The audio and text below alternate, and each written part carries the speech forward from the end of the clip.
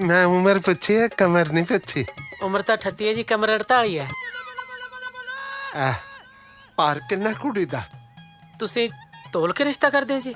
ਨਹੀਂ, ਇਹ ਵੀ ਤਾਂ ਦੇਖਣਾ ਹੁੰਦਾ ਬਈ ਮੇਰੀ ਸਾਈਕਲ ਚੱਲੇਗੀ ਉਹਦਾ ਭਾਰ ਕੇ ਨਹੀਂ। ਕੋਈ ਨਾ ਜੀ, ਇੱਕ ਜਣਾ ਚੜ ਜਾ ਕਰੋ ਜੀ। ਅੱਛਾ ਅੱਛਾ, ਇੱਕ ਗੱਲ ਦੱਸ, ਹਾਂਜੀ। ਕੁੜੀ ਵਿਆਹੀ ਤਾਂ ਨਹੀਂ ਹੋਈ ਪਹਿਲਾਂ? ਨਾ ਜੀ, ਕਿੱਥੇ। ਬਸ 2-3 ਵਾਰੀ ਭੱਜੀ ਹੈ ਕਿਸੇ ਦੇ ਨਾਲ। ਫਿਰ ਮੁੜੀ ਕਿਵੇਂ? ਬਾਜੀ ਜਿਹੜਾ ਲੈ ਕੇ ਜਾਂਦਾ ਸੀ ਉਹੀ ਹੱਥ ਜੋੜ ਕੇ ਛੱਡ ਜਾਂਦਾ ਸੀਗਾ। ਫਿਰ ਮੇਰੇ ਵੱਲੋਂ ਵੀ ਹੱਥ ਜੋੜੇ ਦੇਖ ਲੈ।